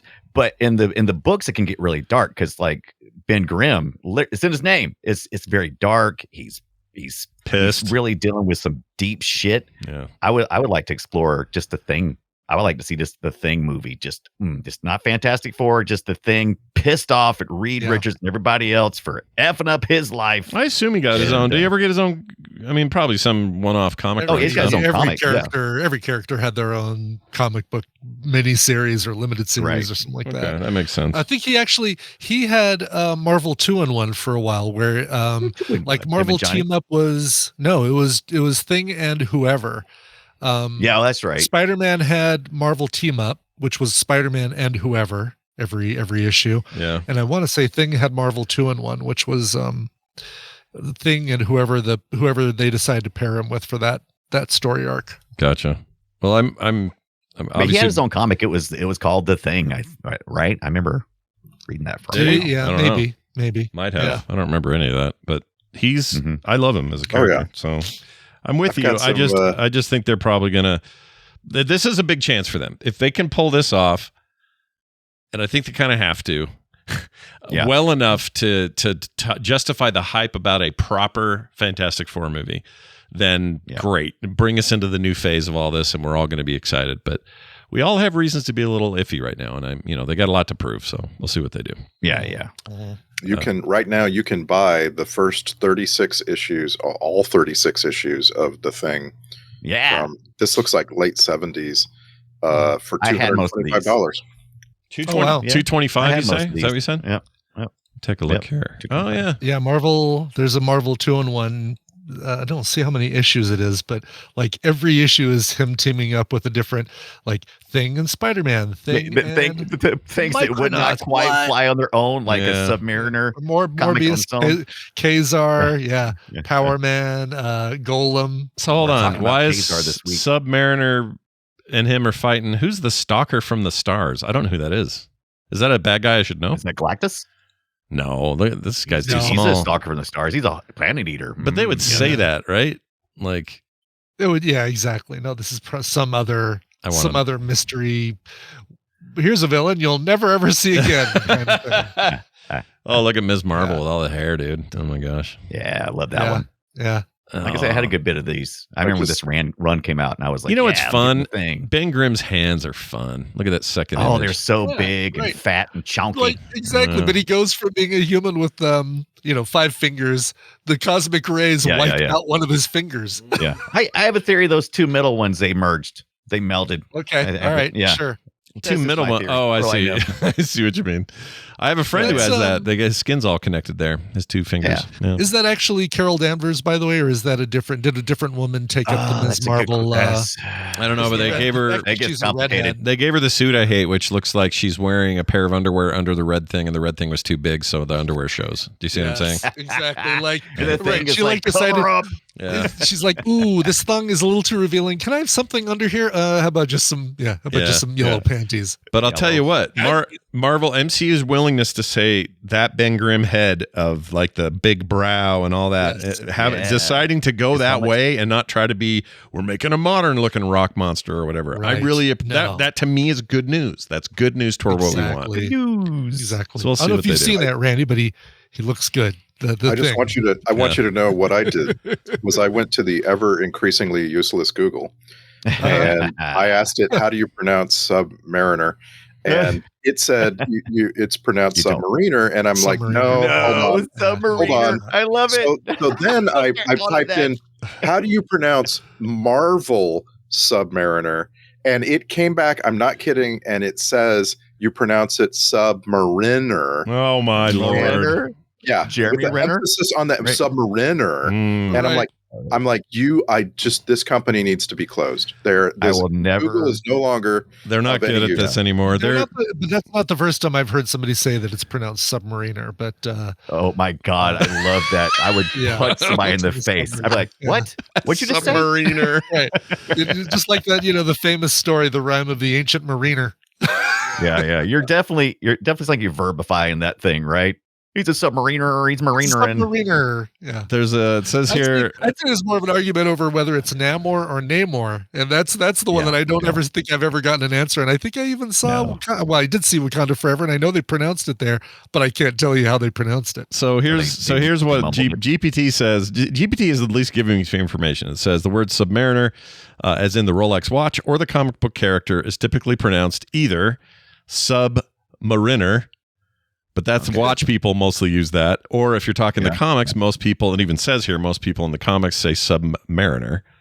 So I at least they know that these two get thrown around and they're saying in context which is which. Google's got to catch up on that shit. I don't know. If I had that watch, there's no way in hell I would pronounce it the Mariner. Yeah, I wouldn't either. You couldn't pay me to call it that. No. What'd you get there on your hand there? Let me see it. Ooh, fancy. What is it? Oh, it's the Submariner. No, what do you want to lose friends? Like, that's the dumbest thing to say. Rolex. Yeah, the Rolex. Oh, sorry, Stanley Tucci. Shit. We talked about your movie as long as we could. Yeah, we did. We gave you as much of the Tucci as we could. Let's get to some clips. How about that idea? I got a few clips here lined up, folks. Let's play this. This is Kurt Loder, and we'll just start with him. Hey, everybody. MTV News for May 15th. Say it ain't so. Steve Cosmo, your lovable robot friend from Saturday morning cartoon fame, well, his show has been canceled. It's coming on the news. It seems Cosmo is the Reminds me, what did you think? I know we'll get to soundtrack grade later. Absolutely sounds like it sounds more like Adam Scott to me now than when I first heard it yesterday. Oh, that's funny. I was convinced that was Adam Scott. Yeah. I was convinced it was AI, and both of us were wrong. It turns out Kurt Loder still got it, man. It actually really is Kurt Loder. Okay. Although, you know what he never said on MTV? Let me play this bit again. Hey, everybody. MTV News for May 15th. Okay, you would say the year. Hey, everybody. Yeah. You'd say the year after that. You wouldn't say, hey, everybody, it's MTV News for May 15th. I watched a lot of Kurt Loder news. He said the year every time. Dicks. Yeah, this is a Kurt Loder who lived in a world of Disney robots. All right. And murder. I mean, but they kept saying it was 1990 all everywhere. So why not just say it? I don't know. It's dumb. Yeah. Here's an impression of Clinton guy. These acts demand a strong response. As if today, we are at war with the robot population, and any U.S. citizen harboring a robot. I'm going to go get a blowjob. See you later. You know, at least it wasn't as... There's an impersonation that everybody does with Clinton, which is the real, I did not have sex with that woman. You know, that whole thing. Right. I'm glad they didn't go into the full statutory Rich Little version of. Oh, that's a great compare. Yeah, the Rich Little version of Clinton's. Yes, I don't like it. It sucks. It's not great. Yeah. Here is Stanley Tucci saying Stanley Tucci things. The technology that won the war is now changing the way we live our lives. That is essentially his narration for his Cooking in Italy show that he does. Yeah. It is you tell me about that. I hear it's great. It's very good, but he sounds like that. He's like, when we go to Tuscany, we do the thing, and then I'm Stanley Tucci. Like, he talks just like that. So he probably was in the booth, and they said, just read this. Violent George Costanza. That a bot? I tried telling you, I tried waking you up, but you didn't. Any idea what the state would do to me if they found a freaking bot in my house? It is not my fault. Well, it's not my fault either. Get us the hell out of here. That's what I'm trying to do. Well, try harder. Jeez, George. Jeez. Slow down, buddy. It wasn't very Costanza in that. George is kind of a puss. But it was pretty impressive because I never think of him as someone. I usually see him flailing about and it's like, oh, he's so funny. But he was actually intimidating here. I was like, he's kind of scary. Yeah, it was a little freaky for him. Yeah. I don't know if you guys noticed, but Coleman Domingo's in this for a hot second. Did anyone notice? Was I the only one? I looked it up, so I guess I kind of noticed, but did we lose? Really. Did we lose Ibbott? I thought he'd pipe right in on that. I think we did. Are you muted? Ibbott needed a bio break. Oh, he's peeing. We'll be fine. I do it sometimes. Yeah. Maybe he's taking a whiz. All right. Well, here's Coleman Domingo for a very hot second. Your real marketing whiz. There he is doing his thing. A real marketing whiz. I think you can. I'm talking. My ring is greening. Oh, he's muted. Maybe. Oh, he's saying his light. Oh, so it's green. Yeah, we don't see it blinking at all. Try reconnecting there, Brian. That might be what it is. Hello? Oh, still don't hear him. Something got weird on his end. That's just great. Yeah, we love that. That's great. One of the hosts gets booted for no good reason. That's always fun. Perfect timing. All right. Well, I'll. You know what I'll do? I'll keep going, I guess. Actually, I don't know how to. Hold on. Let's do this. Oh, no route. That's usually WTF. That's usually a connection thing. But if you change if you click on that note, or you click on your region and choose a different one, it might clear. Because that looks like it killed his connection to whatever server we're connected to. Oh. It's very weird. That's rarely happens, or never happens as far as I know. He can hear us though. That's also weird because if he had no route, how's he hearing us? You know what I'm gonna do? I'm gonna pause the show. That's what happened. All right, we're back, everybody. I've unpaused the son thing. of a bitch. But look at that, he's back. Woo! And you did know that was Coleman Domingo because of course you did. You just I did. I've been watching Sing Sing and so much Coleman Domingo. As soon as you hear that voice, I don't even need to see his face. Yeah. As soon as I saw it, I went, "Oh, he's in that robot." All right, check this out. I don't remember the reason for the line, but here it is. Candy bars for you, bootylicious. No, candy bar for you. Candy bar for you, bootylicious. Did they probably upped the frequency on Mackey's voice, I assume? Because it didn't really sound like Anthony Mackie to me. Sped it up. Yeah. Yeah, it was very, very weird. All right, the fridge thing you heard earlier. The freaking fridge died. We can't say the F word, so we'll say frickin'. This next clip, this is how I describe X, formerly known as Twitter, to people. Okay? So this is what I say to them. All right. The X, kid, it's not some spring break hotspot. Only thing you're going to do in there is die. Yeah. That's what I tell people. Don't use X. Go use something else. Esposito, and yet something else. Attention, suspect. This facility is now under the jurisdiction of the Robot Deactivation Task Force. Oh, shit. Here comes... yeah. Here comes, was that before or after Danzig? Well, it must have been after Danzig. After Danzig, yeah. Right. That was great. I loved hearing some Danzig. Oh, yeah. I mean, Chris Pratt showing up in a Peterbilt jamming to some Danzig. I mean... I know. That brought me back. Brought me back hard. That was great. All of it. Every use of music in this movie. Pretty good soundtrack. Yeah, I'll give you that. All right, here's Chris Pratt yell that's just as bad as Chris Pratty as you get.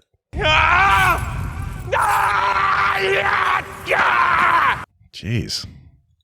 I think that was from Guardians of the Galaxy 2, I think. It sure felt like it. I think that was from Parks and Recreation. Here is... Falls in the hole. I always like a good Utah reference, so here's the only one we get. We never checked the wall around Moab. There's a wall around Moab. I could meet you there, Brian. It's right in between us. Yeah, let's go right there. We can stop for sushi. Yeah, Moab's awesome, but it's too far and very hot in the summer. All right, here's some nostalgia for you. You've got mail. Okay, cool. That guy just died. He did, yeah. I did get a "You've Got Coverville" from him. That's right. Back when he was doing that for $10 and was like, got to get that done. Yeah, you got a really cool thing. It's very I'm glad cool. you got that. Yeah, it's very awesome. Here is Hank Azaria doing his thing. Come on. All right, now, newly awakened spirits of the underworld. Unbelievable. I command this gate to rise. I want a whole show about that character. There is absolutely a Simpsons character where he does that voice nonstop, right? Yeah. Or it's a little like the Mystery Men character with the forks and stuff. That's what it is. That's what it is. It's the blue Raja. Blue Raja. Yeah. I love him. He's so great. Yeah. There's Woody. Afternoon. I'd tip my hat, but, it's bolted on. Oh, that's some foreshadowing because it's not going to be bolted on for long. Yeah. That was kind of gnarly, that bit. It looked like it would hurt. Yeah. Even though it's robot, but whew, boy. All right. This is a weird thing to say. You do that and I'll pee in your garbage can. Okay. A little weird. It's a little weird. That's Millie Bobby Brown's OnlyFans, I believe. Yeah. This is a weird thing to say about anything. Like, as a prank to your brother, I'd say, you do that and I'll put dog poo in your bed. That makes more sense to me than saying, I will pee in your garbage can. Right. I don't know. Anyway, I like this line from one Brian Cox. Here we go. This place is a scav buffet. A scab buffet. Wow. That guy elevates. It's a buffet. It's a buffet. I love the way he says it. We will all say this on our very own deathbeds. I am not dying to Marky Mark and the Funky Bunch. Yep, I am not dying to Marky Mark and the Funky Bunch. Agreed. That was great. Can we have do we have to have a Wahlberg reference in every movie ever? It sure feels like it sometimes. Please, thank you. Let's see. When your friend was fed up with Twitter /X. You told him to head to Blue Sky. That's right. Go to Blue Sky. It's a fine alternative. Some more piss. Our world is a tire fire floating on an ocean of piss.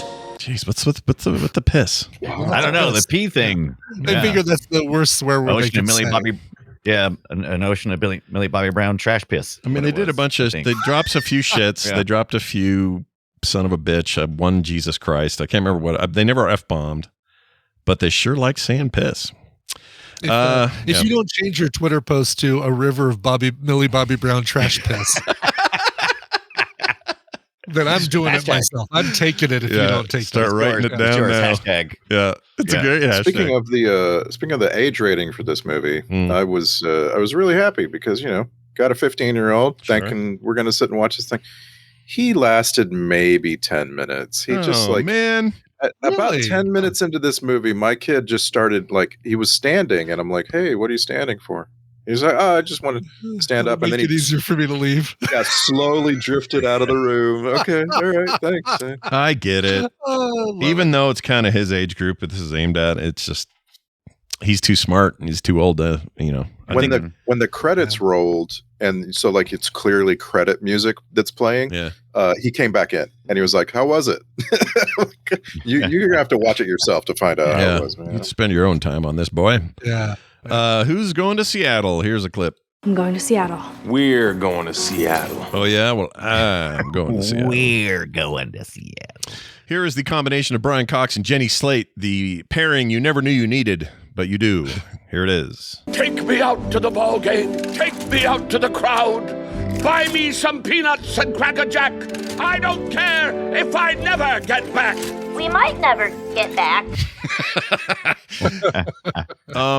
Well, also, that put me down a bit of a rabbit hole. I have a Mandela effect on buy me some peanuts and Cracker Jacks. It's not plural. Yeah. It's Cracker Jack, the way he says it. And so, exactly. At first, I was like, "That sounds wrong," and I went to look up, and I was like, "You know what? I bet it's right." Yep. And I was like, "Stop." Brian Cox was right. He's always right. Yeah.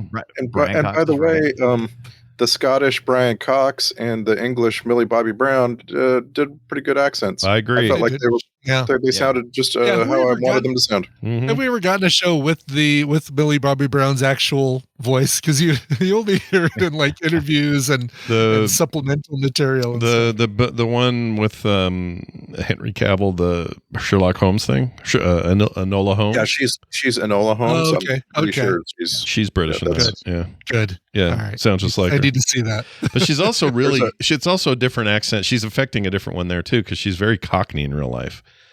And oh, really? Yeah, she tends to be a little. Yeah, I don't know. I wouldn't put her on Adele level. Not the Adele level. Yeah, that's exactly the range I think of. So from the range of Queen Elizabeth to Adele, she's in the middle somewhere, I guess. But here is.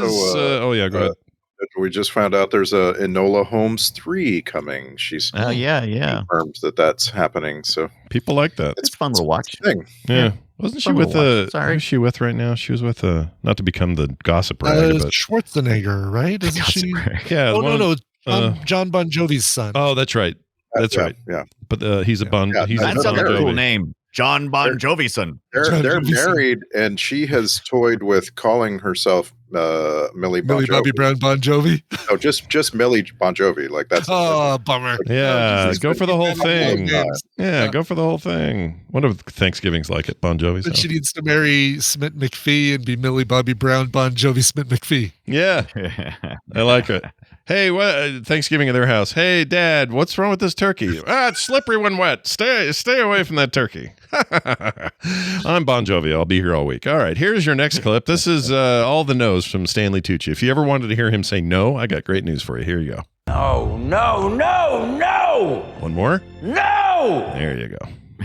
Stanley Tucci as Sheila Buff. That's right. Oh, yeah. It's a slower version of that. And then my favorite use of the word nut. And here it is. Mr. Nut. There you go. Mr. Mr. Long pause. Mr. Nut. Yeah. All right. That's great stuff. Now this.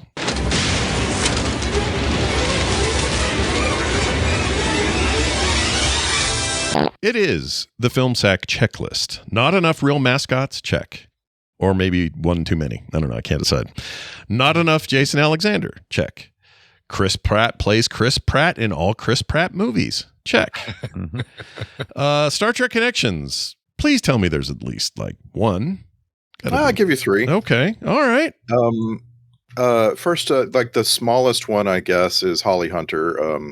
Holly Hunter played Madeline Vance in this movie and has been cast in the upcoming Star Trek Starfleet Academy. Oh, that's exciting. I think Starfleet Academy is getting some buzz. Yeah, shaping up. I didn't know it had. That's kind of a prestige add to that cast. Yeah. Good old Holly Hunter, and just man, I want to watch some Holly Hunter today. I like just hearing her voice a little tiny bit in this movie. You should watch the piano so you can see Harvey Keitel's penis. You can see all of Harvey Keitel. Yeah. The cleaner better be clean. Anyway, sorry, go on. So, actress named Nakar Zadagan played Farah in this movie, and was in one episode of Star Trek Picard. That was the character named Bjayzl in the 5th episode. That episode was called Stardust City Rag. If you care, I'd be Bjayzled my denim jacket. Yeah, but you were into that in the 80s. Yeah, I used to call the vagina the Bjayzl. The Bjayzl. Yeah, sure. Just to keep things clean, Sorry. So I think our best connection is Jason Alexander. This is our first time ever sacking Jason Alexander. So we gotta talk about his couple of credits in Star Trek. He was Ted in this movie, and in Star Trek Prodigy, he voiced Dr. Naum, and that's the animated Prodigy series. The Janeway thing, right? Janeway was in that. He appeared in one episode of Voyager. He was Alien of the Week in season 5, episode 19, episode titled Think Tank. That's right. I do remember that now. Awesome. Well, look at that. Look at all these connections. We haven't had any lately, so I was nervous, but I have to change this to MCU. And it's a lot of new Trek stuff too. Yeah. If we ever do change it to MCU, like Marvel connections, every week there's somebody from Marvel, I swear. It's so easy. Yeah. It's crazy how ubiquitous it is now. Easy. I don't know. Dunaway in the background going, it's so easy. I don't know why that's funny. Why is that funny? All right, let's get to the soundtrack grade. I give it an OW for overwrought. I'm talking about the score, the actual, like the music licensing and all that shit, and some of those arrangements. Very cool. I like that stuff a lot. Yeah. In particular, I think I like the Oasis arrangement, and I really liked the Every Rose Has Its Thorn one was really good too. Oh, that was a good scene. Yeah. Well, that song having a moment, isn't it? Right now. It is. Yeah, showing up in all kinds of stuff. So this was Alan Silvestri, and it just doesn't feel like there's any new Silvestri here. Like it just feels like he was trying to be competent. Yeah, show up, get the paycheck, get out, do the minimum. And I'm not, and that's for a guy that talented, that's still really good. But it just didn't stand out to me. But maybe again, the story. Sometimes story is the problem. Even when music doesn't hit, the music can work better if if you care more about what's happening on screen. And I don't know, it just didn't happen. Right. And that's a thing. Like the composer comes in at the very end, right? Like they have a complete or nearly complete film to put up on a huge screen and show the performers, the players in the orchestra, like what they're able to look at what they're playing over.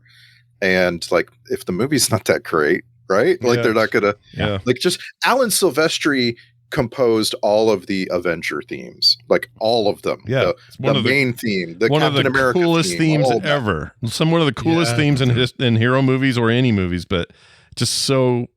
No, how's it go when they really? I don't know. Watch out, copyright strike. Like the Avengers build-up sound. Da, da, da, da. Yeah. Da, da, da, da, It's just, shit. I'm losing it. No. Continue. I can't do it right either, but I can't either. It's really good. So yeah, this is fine. It's phoned in a little bit. It's fine. Yeah, it's not gonna. Not every Silvestri is gonna be Forrest Gump. That's what I'm saying. No. Oh yeah, I always forget that's him. I can think of that song. That's weird. All right, let's move on now to the alternate titles. Oh no, social media posts. This is where you guys sum things up in I'm going to say 299 characters because Blue Sky just upped their limit. Yeah, they just went to 299. I'm not sure why it's such an arbitrary number. I think that's never right. Gonna use it. It's still never in there. I'm never going to use all 299 characters, I should specify. I use Blue Sky all the time, but Yeah. I'm not going to use 299. Well, It was a pathetic April Fool's joke for them to remove one character limit. oh, was that what that was? It was just a joke? I didn't really follow what was going on there. Okay. I missed that whole thing. They went from 300 to 299 for a day. Oh, well, that is dumb. I don't like that at all. Forget I made the reference. That either. That's stupid. Thanks All right. a lot. More like Boo Sky. Anyway. Yeah. Let's get to this then. Let's have it start this week with you know what? I'm going to roll dice. Here we go. Randy. Came up Randy. The Electric State. The Electric State. There once was a man who loved his robot and felt urges that he suppressed and fought. He took his pal through the exclusion zone, and when the time was right, they electrically boned. Ugh. I don't know if I like that. Brian Dunaway, will you please follow that up? Sure. The Electric State. We're off to see the peanut, the wonderful peanut of the desert mall. Sorry, I have a condition where I can only live in a Russo reality. Hashtag funky bunched. It's a great hashtag. I love turning it into a verb. Perfect. Y'all ever been funky bunched? Let's round it out with Brian Ibbett. The Electric State, a perfectly fine movie that just feels a little rushed at the end. You know, like the rush of internet trolls to rake it over the coals when they hear it's getting announced. Hashtag I blink. Yeah. I blink. I blink. That works. What does it say about the movie that the thing that stood out to me the most, the thing I've really clung to, is that Chris Pratt fell in love with his robot and wanted to have a deep relationship. Because they didn't earn it. Different movie, apparently, is what it tells me. What it tells me is they didn't achieve the goal. They didn't give us. They just seemed silly and dumb. It seemed like a bad joke instead of us going, "Oh man, that relationship really means something." It just felt stupid. We established that Chris Pratt was an emotional creature, that he would get emotional over death. So I never picked up on the fact that his relationship was anything more than just, just buddy cop. Broship. Yeah. Yeah. Broship. That's a good way of putting it. That's it. Yeah. Yeah, I agree. They didn't earn it. Again, they didn't earn it. You got to earn this shit. Didn't earn it. There you go. Didn't earn it. Yeah. You want to earn it? Then earn it. Earn it. Earn it. Darn it. Earn it. That's what Bert would say. All right. Nicely done, everybody. Let's get to the alternate titles. This is what they are. The Electric Jenny Slate. Oh, that's real good. I didn't think of that. It's not bad. There was actually a lot of this. The guy's name was Skate. Stanley Tucci's character was or Slate. Terrible. She was Jenny Slate. The movie's The Electric State. There's a lot of rhymey potential. Yeah. And then finally, Short Round versus the Esposito Rob Bazito. The other thing is we really barely talked about Short Round, and I know we talked briefly about him, and he didn't get paid enough and all that, but just kind of a nothing role. There was trivia that she was supposed to be, where is it? It was supposed to be Michelle Yeoh, just to kind of connect everybody again.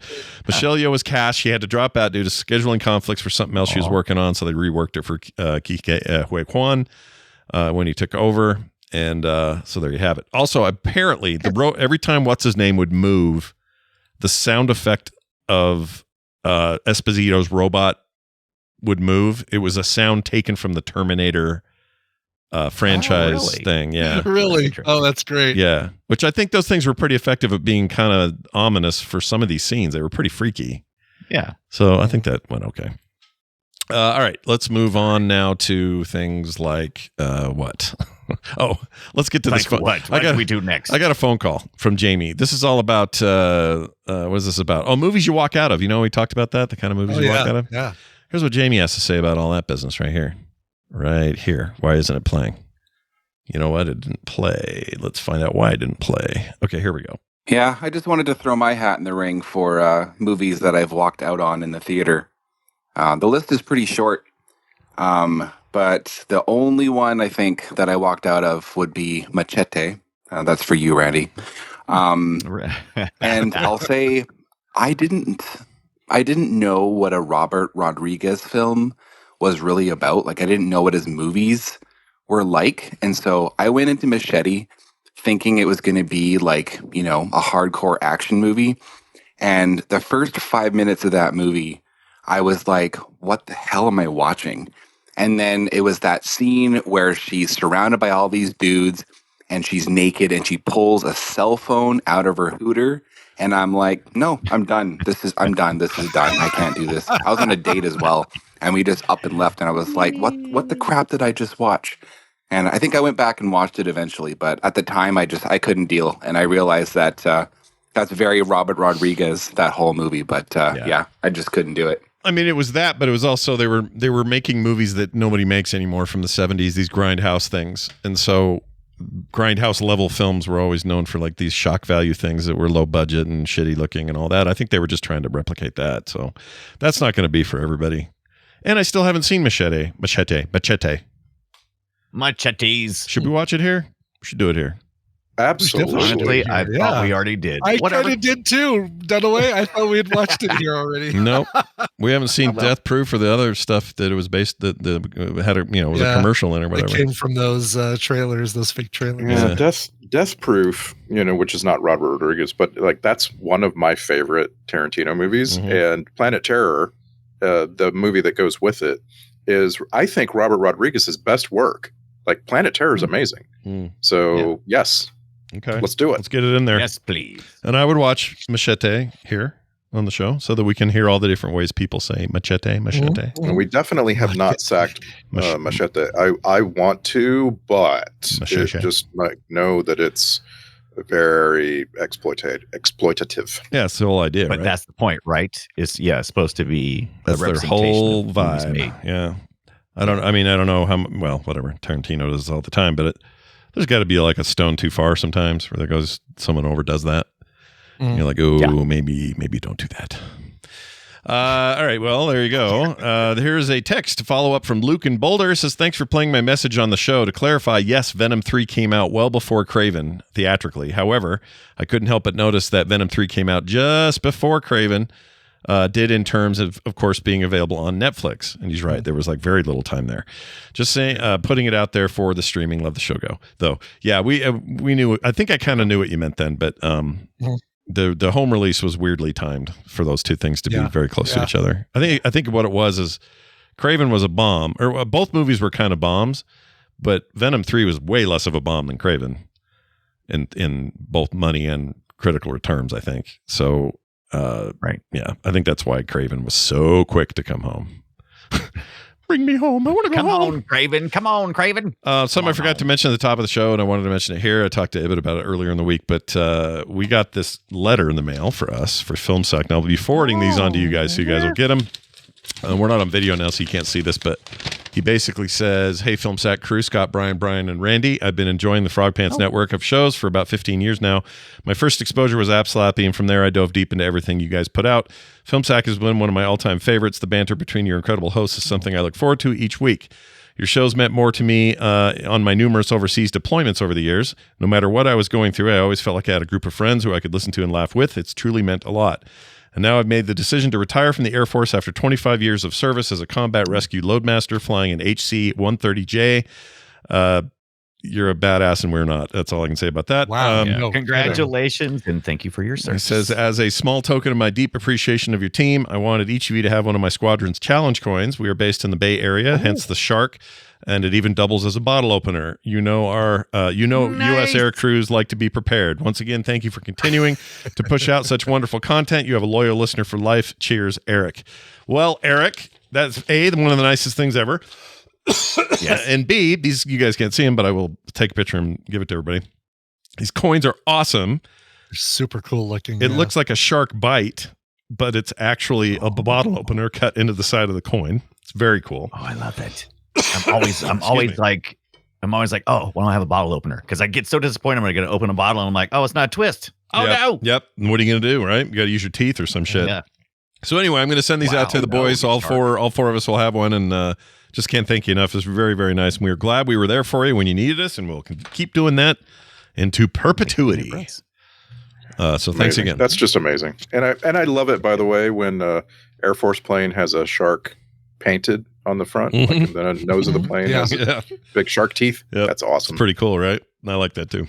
Well, anyway, there you have it. Thank you for that, and watch for that coming to you guys. Also, quick note to some of our patrons. We've got 3 new people this week that I want to call out. These guys are great. Lizzie, Phil Harmonica, I love that. Street Breaker X2. These are the 3 folks that have joined us this week, and here are their reasons. They get no commercials or ads ever. They get pre-show content every week, including a banger today. So you'll be getting that. And then you'll get monthly special episodes from the host. Did you hear the one recently I made about bottle movies? Well, did you? I don't mean you guys, but people at home. Are you looking forward to whatever Magic Dunaway cooks up in April? I am. Oh, yeah. Who even knows what he'll do right now? I don't even know. I've got all the right ingredients. Let's see if I can put them together. Yeah, let's see how that all goes. Anyway, other stuff like movie-related art prints in the mail from me, other great benefits you can only get by signing up today at patreon.com/filmsack. Be like Phil Harmonica, Lizzie, and Street Breaker X2. Join us today. Next movie will be a roundtable episode. We are going to talk about the movie-going experience. How much of that is myth? We're going to go to the theater next week. It's going to be really interesting. Yeah. And you can always tell when we got a few of these to insert, we got travel going on. But you guys enjoy them, and so do we. So look forward to that. That'll be next week right here on Film Sack. And I'm pretty sure we're also getting geared up for Sorcerer and the Stone, or what is it? The Sword and the Sorcerer. The Sorcerer and the Sorcerer, the Stone Family Stone. The Sword and the Sorcerer. 1982's Sword and Sorcerer. Yeah. Oh, take S words, Alex. Very exciting. It's very exciting stuff. So look forward to that. But we got a lot of fun stuff coming up this month. That is going to do it for us. Filmsack.com is our website, and you can find everything you need there. And that means if you want to contact us, like both our voicemail and texter did today, you'll want to be using voicecast.app/filmsack. It's free. You don't have to sign up. It can be anonymous, and it's awesome. So go use it. That'll do it for us. For me, for Brian, and for Randy. Get out! We'll see you next time.